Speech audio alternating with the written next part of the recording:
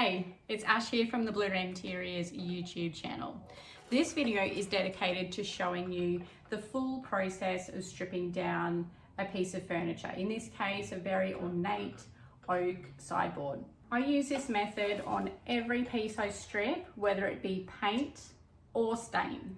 To be completely honest with you, I used to loathe using paint stripper. The chemical smell and the never-ending gooey mess. With practice, I have learned how to be much more efficient, and I have learned how to remove 99%, if not all, of the finish and stain in one session. So now it's become an easier process than the hours and hours on end I used to spend sanding, and I hate sanding. So with my method, sanding has become very minimal, or depending on the outcome you're after, not even needed. So I'll be taking you through setting up your area, safety and personal protective equipment, paint stripper product, and tools to make the job easier, all of which are available in my Amazon stores. And of course, how to strip down a piece efficiently, effectively, and with minimal mess, and then minimal sanding afterwards. And this is all relevant to stripping paint or stain. Stay until the end for extra advice and tips on some other finishes, as well as stripping veneer. And then just to see how well of a job stripper can do with these tips. Okay, in this part of the video, I'm going to show you how I set up the area, as well as the tools and products that I'm going to use to strip down this piece. First of all, this is the paint stripper that I use. It is an outdoor formula, and it is a chlorine base. So this is a full chemical paint stripper, and we need to make sure that we take the proper precautions to use it safely. Another brand that I recommend using is Clean Strip. So with a chemical stripper, you'll need to make sure that you wear the appropriate mask fitted with the correct filters. So I like to use 3M brand. They are NIOSH approved. NIOSH is the National Institute of Occupational Safety and Health. The filters that I use for a chlorine-based stripper are 60923, and NIOSH have their own codes, so this is magenta and yellow. Be careful with other brands and cheaper brands claiming that their filters are safe. You just always want to make sure that they have the NIOSH approval. And be sure to change these out a maximum of 6 months. I like to do it every few months just to be sure. You're also going to need eye protection. You definitely don't want to be getting paint stripper splashing in your eyes. I'm really careful with my glasses. I like to keep them as scratch free as possible so I can see clearly through them. If you prefer, however, these masks also come with a full face shield, so that's another option if you would prefer that. Moving on to protection for your hands, I have a couple of options for you. I love using these heavy duty nitrile gloves. They are thick and they are splash resistant to chemicals, meaning if you get the paint stripper on your hand, it won't burn at first. You'll have time to wash your hands. And on the other hand, these gloves are full chemical resistant. So if you get paint stripper on these, you will not feel it at all. I prefer to use these because these are much more comfortable for me to work in. These I find are just way too thick and I can't use my hands properly, so I much prefer these. That is of course my opinion, and you should use what you are comfortable wearing. Now here is some useful information for you when you're trying to find these gloves, and I have all of this on my Amazon by the way. But when you're looking for these gloves, you want to open the box. First of all, on the box, it will tell you that they are heavy duty and splash resistant to chemicals somewhere on the box. I like to open the box, particularly from buying a different brand, and I like to see and make sure that they are in fact thickened and heavy duty. They are thick and I am having trouble stretching those gloves. I want to show you another box that I bought in a rush.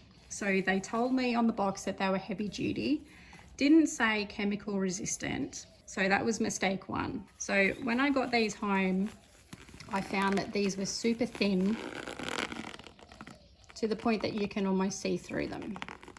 So these are not going to provide me any protection at all to that chemical stripper. So I just wanted to let you know that be sure of what you're buying is chemical splash resistant, heavy duty, and they are thick. Moving on, I find it easier to pour the paint stripper into another pot. This is just a plastic one. A metal tin is also great.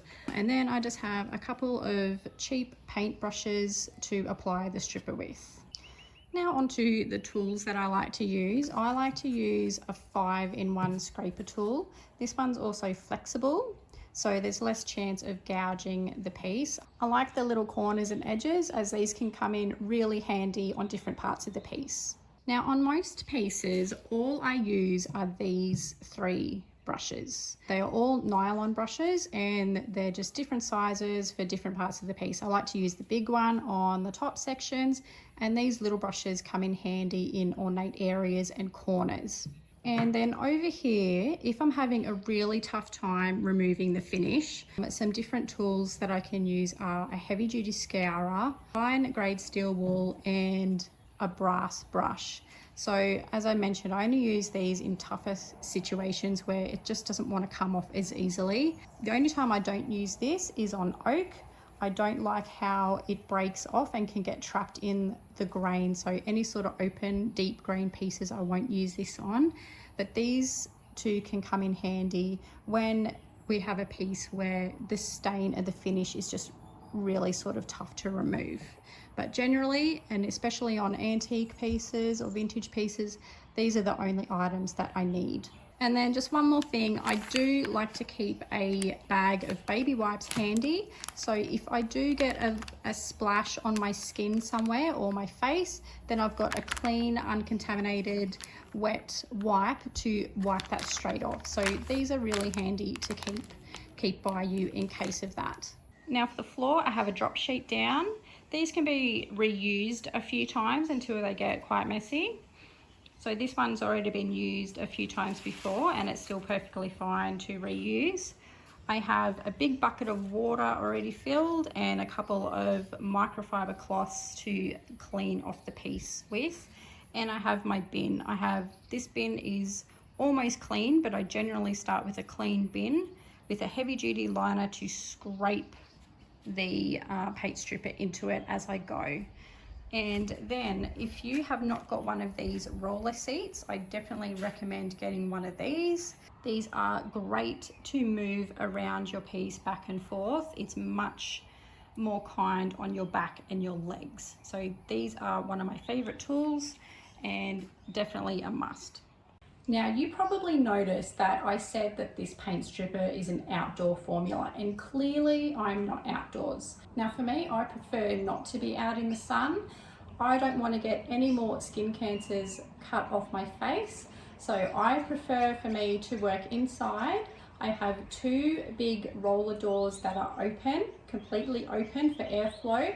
There is another door over this side that leads to the outside as well, so it is open to allow airflow coming through. And I also like to have my fan going over here just to help push that air through and any fumes through out the door. So that's my personal preference and how I prefer to work undercover. So with this type of chlorine based formula, it is absolutely recommended to work with this outdoors. Definitely do not work with this indoors within a closed in space. And as you can see, I have my space set up where my piece is as close to those doors and the outside air as possible. All right, so I'm gonna go and get changed now into some more work-friendly clothes and we're gonna start stripping down this piece.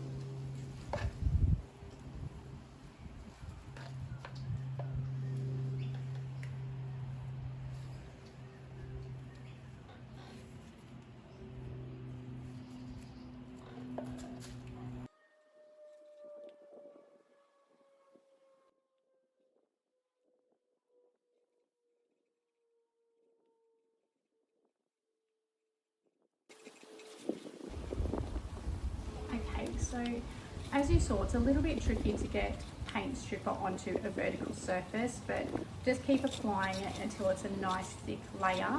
With paint stripper, you do need quite a thick layer, so the chemicals can react with the finish and create some heat, so it loosens up the finish for you. So I'm going to leave this now for about 15-20 minutes and then we're going to scrape it off.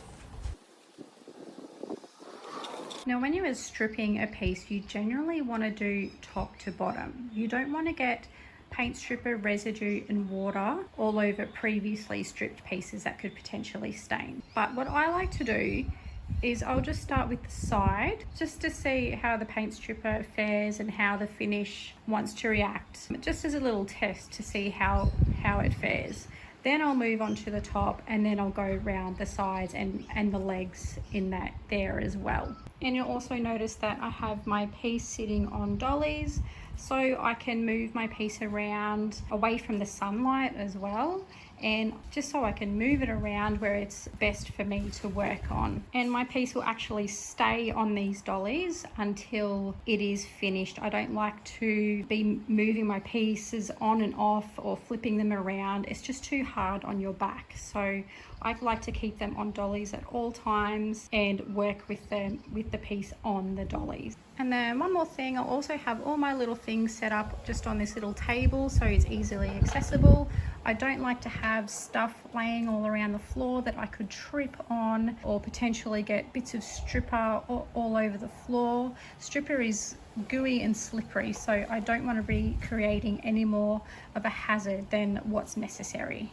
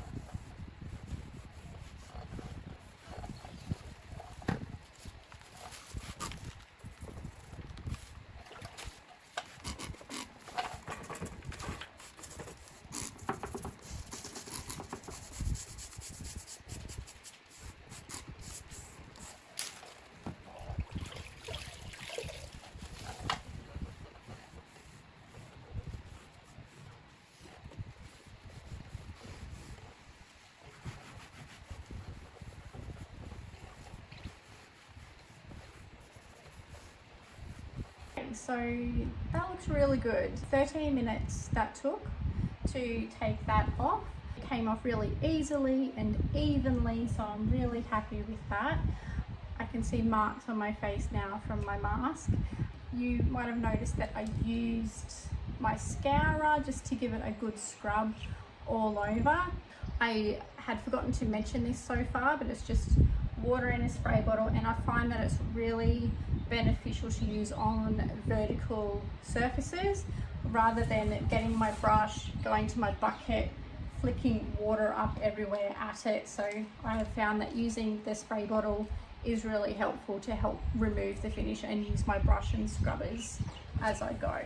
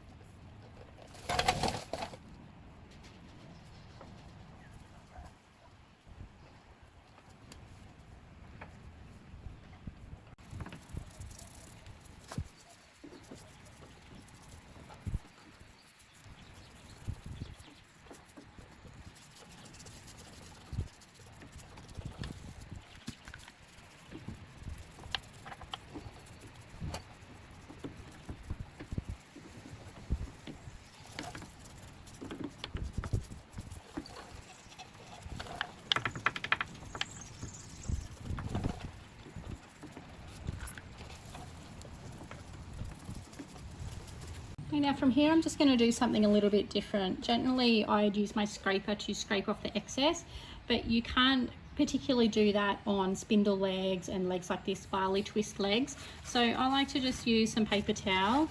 Shop towel is best, but I just don't have any at the moment.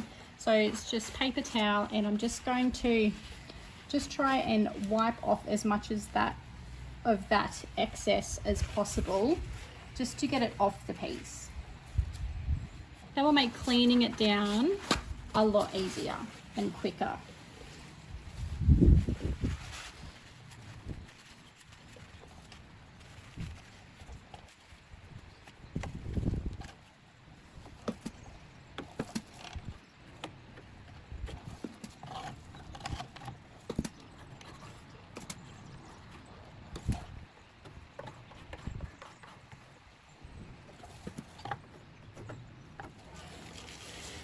Okay, now I'm just going to scrub it down.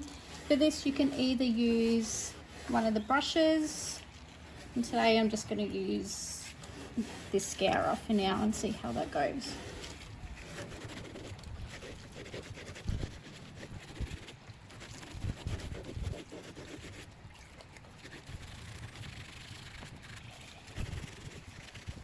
It's a little bit tighter in there, so the scourer is having a little bit of trouble getting in there.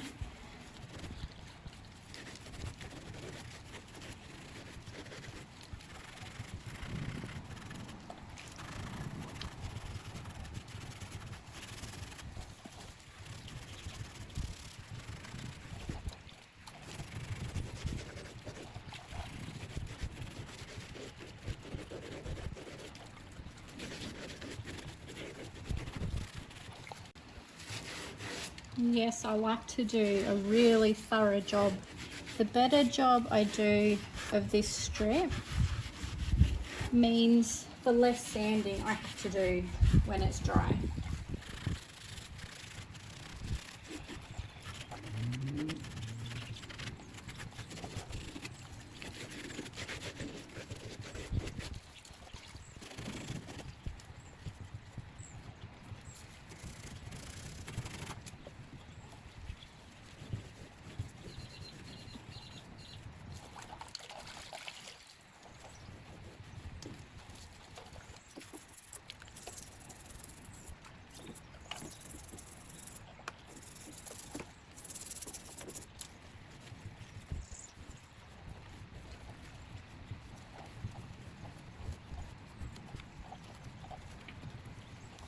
Okay, so that was about 8 minutes. I'm going to go ahead and just strip all those straighter pieces and get all this mopped up. I always make sure that all the water is mopped up around the feet because we don't want water to be getting waterlogged in these feet. So the process is the same whether you're doing spindle legs or barley twist legs. If you do a really good job of the strip, whether you have to apply 1 or 2 applications of paint stripper to get it off, the more you get off means the less sanding you have to do at the end.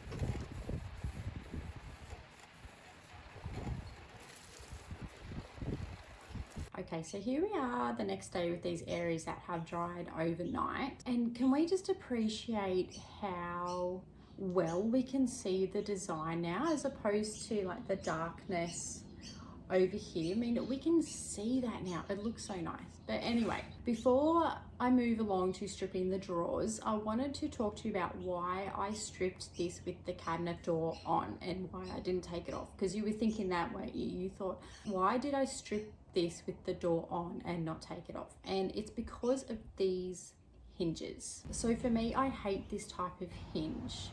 In the past, I have spent hours, like sometimes hours, trying to put cabinet doors back on and adjusting these hinges. They just never seem to want to go back on the way that they came off. And sometimes you have trouble with the screws. The screws are usually old and rusty. Sometimes they break in the hole and it's just a mess. So now I just prefer to work with these with them in, and I can effectively strip the front and the back, because I always strip the back of the cabinet doors as well. So I can do that with the hinges in and it's no problem. So I just wanted to mention that to you to possibly save you some time and anguish over this type of hinge. Okay, so before I make a start on stripping these drawers, I just want to show you another piece with a tougher finish and how I went about stripping it. And just one more thing, just a tip with these, I always check for spiders around the rim before I put it on my face. I've never had a spider in here, but for some reason it just freaks me out. So I always just check, just in case. So here is a piece that I was stripping yesterday. It's a maple dressing table lens for a client.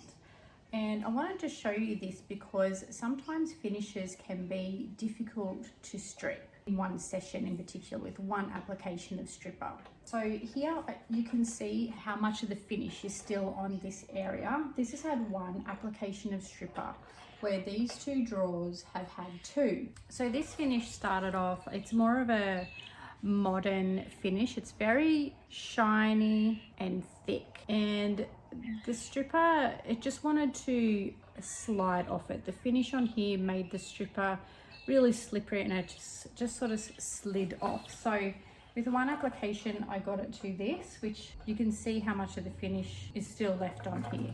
But with the second application in the same session has got it back to raw wood. So what I mean by in the same session is I have applied the stripper, I have let it sit, and I have scraped it off and scrubbed it off. And then I have gone in straight away and applied a second coat of stripper and then done the same process again. And that's what left me with this nice raw wood. So I would never leave my piece looking like this and call it stripped, because that would just still leave me with a whole amount of sanding that I would need to do to get it back to looking like this. And as I mentioned earlier, I don't like doing a lot of sanding.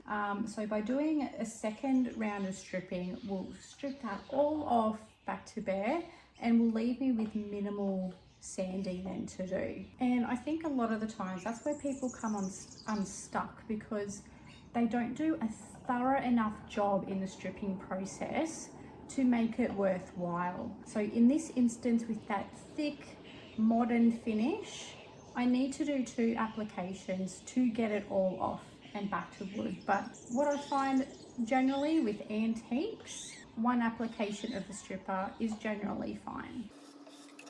Okay, so the stripper is on in a nice thick layer. So at this point, I hope that you've now got the tools and tricks to successfully strip down furniture more efficiently and effectively. I will strip these drawers on camera just to make sure you've got it and so you can see me do it one more time.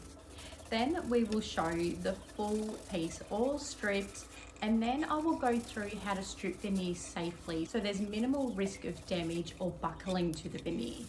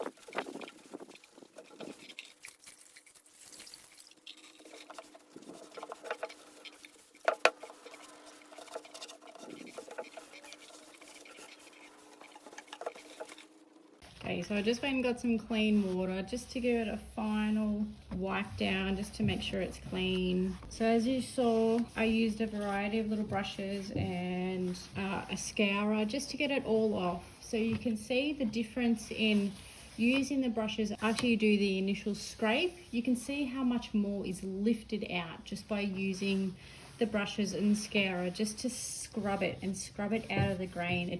The finish is pliable, it just needs to be lifted away. So the scraper can only take off the excess and it leaves the residue still in the grain. So the brushes really get in the grain and lift it out so you can get the remainder off. And I think I changed my water about 3 times because it was getting quite dirty. It was quite a dark stain. So I like to keep the water sort of clean and just do a final wipe down at the end.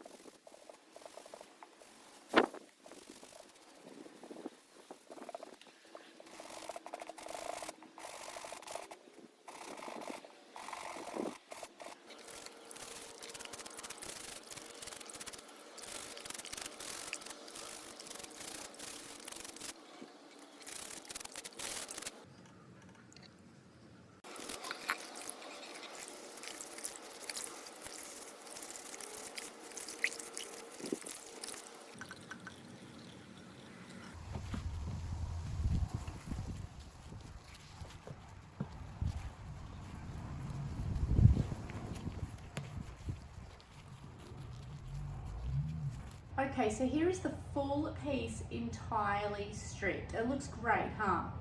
Minimal to none of the finish and stain is left and not much sanding to do. I will go over this piece with a 180 grit, mostly by hand, to get it ready for the next step in refinishing. From here we have a blank canvas to paint wash, stain or simply seal as it is. Now key points to remember are to scrape, scrub, rinse, maybe scrub and rinse some more at this point. Refill your bucket with fresh water, work in manageable sections for you, top to bottom. Take it slowly and keep the area tidy for your safety. If it is a hot day, the stripper will dry more quickly. You can apply more stripper to the area if it dries out and then possibly work in smaller sections. Cooler days are great because you can apply the stripper to more sections ahead of time. Now remember, it takes me a good day or 2 to strip a piece of this size, or it can be more if the finish is thicker or tougher. At the start I mentioned veneer and how to strip it safely with one small change. Veneer is a thin slice of real wood that is delicate and glued onto another surface, and more modern veneer can be incredibly thin. So please use your own judgment and decide whether or not you think the veneer you're stripping can take it. In most cases, stripping veneer with a liquid stripper is more safe than sanding. We never sand veneer with a mechanical sander and we choose to hand sand only. Liquid stripping can remove the finish off veneer gently. The trick is to not use water. We don't want to risk waterlogging the veneer as it will likely damage and buckle it. Okay, so here's the trick. After you have scraped off as much as the stripper residue as possible, you're going to use methylated spirits or denatured alcohol to clean off the rest. The spirits evaporates quickly and doesn't have time to soak the veneer like water would. So it will clean the very top surface and leave the veneer intact. After it's dry, a light sand by hand and then you can move on to the next step. Okay, so thank you for watching. Please hit the like button if you found this video helpful and you would like to see more videos like this. And of course, please hit that subscribe button.